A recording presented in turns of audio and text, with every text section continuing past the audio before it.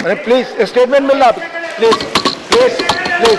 No no, माननीय रक्षा मंत्री जी, आप कॉल ऑन रक्षा मंत्री जी। नो, माननीय रक्षा मंत्री जी अपना बयान दें। आदरणीय उपसभापति महोदय, मैं इस गरिमामयी सदन को अरुणाचल प्रदेश के तवांग सेक्टर में हमारी सीमा पर 9 दिसंबर 2022 को हुई एक घटना के बारे में अवगत कराना चाहूंगा।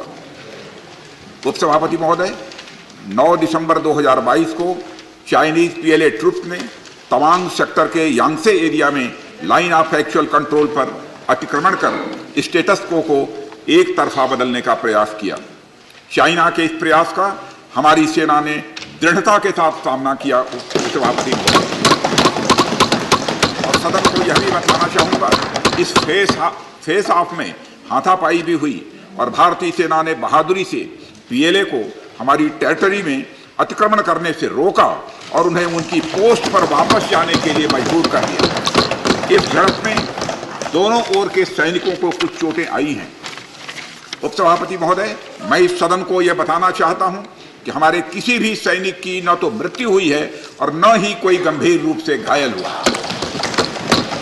इंडियन मिलिट्री कमांडर्स के टाइमली इंटरवेंशन के कारण पीएलए सोल्जर्स अपनी लोकेशंस पर वापस चले गए और इस घटना के पश्चात एरिया के लोकल कमांडर ने 11 दिसंबर 2022 को अपने चाइनीज काउंटर पार्ट के साथ स्थापित व्यवस्था के तहत एक फ्लैग मीटिंग भी की और इस घटना पर चर्चा की। चीनी पक्ष को इस तरह के एक्शंस के लिए मना किया गया और सीमा पर शांति बनाए रखने के लिए उन्हें कहा गया। इस मुद्दे को चीनी पक्ष के साथ कूटनीतिक स्तर पर भी उठाया गया है। उपसभापति महोदय, मैं इस सदन को आश्वस्त करना चाहता हूं कि हमारी सेनाएं हमारी भौमिक अखंडता को सुरक्षित रखने के लिए पूरी तरह से प्रतिबद्ध हैं और इसके खिलाफ किसी भी प्रयास को रोकने के लिए सदैव तत्पर है। मुझे विश्वास है कि यह सदन हमारी सेनाओं की वीरता और साहस को एक स्वर से समर्थन देगा और अध्यक्ष महोदय, मैं आश्वस्त हूं यह संसद बिना किसी संशय के भारत की सेना की क्षमता, शौर्य, पराक्रम और प्रतिबद्धता का भी अभिनंदन करेगी। धन्यवाद। धन्यवाद। माननीय रक्षा मंत्री के अरुणाचल प्रदेश के तवांग सेक्टर में 9 दिसंबर 2022 को जो घटना घटी उसके बारे में एक विस्तृत वक्तव्य सदन के समक्ष रखा है। माननीय सदस्यगण, हमारी सेनाएं पूरी मुस्तैदी और ताकत के साथ हमारी सीमाओं पर तैनात हैं और उनके शौर्य और वीरता पर पूरे सदन को हम सबको विश्वास और भरोसा है। देश की सीमाओं की सुरक्षा और संप्रभुता के लिए सर्वोच्च बलिदान देने में भी हमारे सैनिक सदैव तत्पर हैं और रहेंगे। माननीय सदस्य, यह एक संवेदनशील विषय है। जैसा माननीय रक्षा मंत्री जी ने बताया, सरकार उत्पन्न हुई स्थिति को पूरी गंभीरता के साथ ले रही है और सभी आवश्यक कदम उठा रही है। मुझे विश्वास है कि इस संवेदनशील मुद्दे पर पूरा सदन एक है और एक मत से हम यह संदेश इस सदन से देना चाहेंगे कि देश की सुरक्षा की चुनौतियों का सामना करने में सभी दल और पूरा देश एक साथ है। माननीय सदस्यगण, मैं आपको बताना चाहूंगा इस सदन के अतीत के कुछ उदाहरण। सेशन नंबर 210 में 6/3/2007 को Naxal attack on Shri Sushil Kumar Mahato MP Lok Sabha, इस विषय पर। फिर सेशन नंबर 212 26/11/2007 को सीरियल बम ब्लास्ट यूपी। फिर सेशन नंबर 215 13/3/2009 को फॉलोअप मुंबई टेररिस्ट एक्ट। फिर 215 सेशन में 18/2/2009 को सिचुएशन इन श्रीलंका। इन संवेदनशील विषयों को देखते हुए क्वेरी पूछने के बहस करने की आगे। माननीय रक्षा मंत्री जी,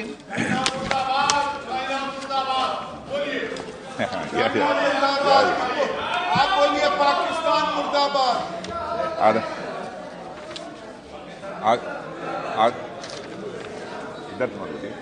आदरणीय अध्यक्ष महोदय, मैं इस गरिमामयी सदन को अरुणाचल प्रदेश के तवांग सेक्टर में हमारी सीमा पर 9 दिसंबर 2022 को हुई एक घटना के बारे में अवगत कराना चाहूंगा। प्लीज स्टेटमेंट के बीच में नहीं बोलते।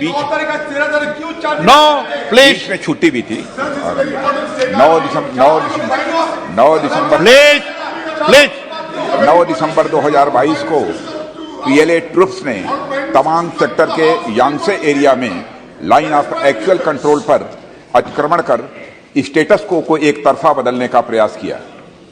चाइना के इस प्रयास का हमारी सेना ने दृढ़ता के साथ सामना किया है अध्यक्ष महोदय, और इस फेस ऑफ में हाथापाई भी हुई है।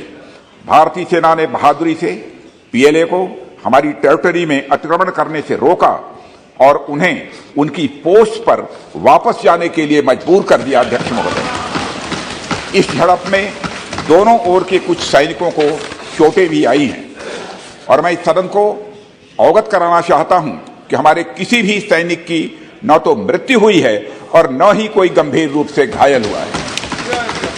इंडियन मिलिट्री कमांडर्स के टाइमली इंटरवेंशन के कारण पीएलए सोल्जर्स अपनी लोकेशंस पर वापस चले गए अध्यक्ष महोदय, और इस घटना के पश्चात एरिया के लोकल कमांडर ने 11 दिसंबर 2022 को अपने चाइनीज काउंटर पार्ट के साथ स्थापित व्यवस्था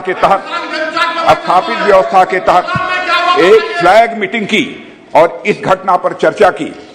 चीनी पक्ष को इस तरह के एक्शन के लिए मना किया गया और सीमा पर शांति बनाए रखने के लिए कहा गया। इस मुद्दे को चीनी पक्ष के साथ कूटनीतिक स्तर पर भी उठाया गया है। अध्यक्ष महोदय, मैं इस सदन को आश्वस्त करना चाहता हूं कि हमारी सेनाएं हमारी भौमिक अखंडता को सुरक्षित रखने के लिए पूरी तरह से प्रतिबद्ध हैं और इसके खिलाफ किसी भी प्रयास को रोकने के लिए सदैव तत्पर है हमारी भारत की सेना। और मुझे विश्वास है कि यह सदन हमारी सेनाओं की वीरता और साहस को एक स्वर से समर्थन देगा। और अध्यक्ष महोदय, मैं पूरी तरह से आश्वस्त हूं कि यह संसद बिना किसी संशय के भारत की सेना की क्षमता, शौर्य, पराक्रम व प्रतिबद्धता का भी अभिनंदन करेगा। धन्यवाद अध्यक्ष महोदय।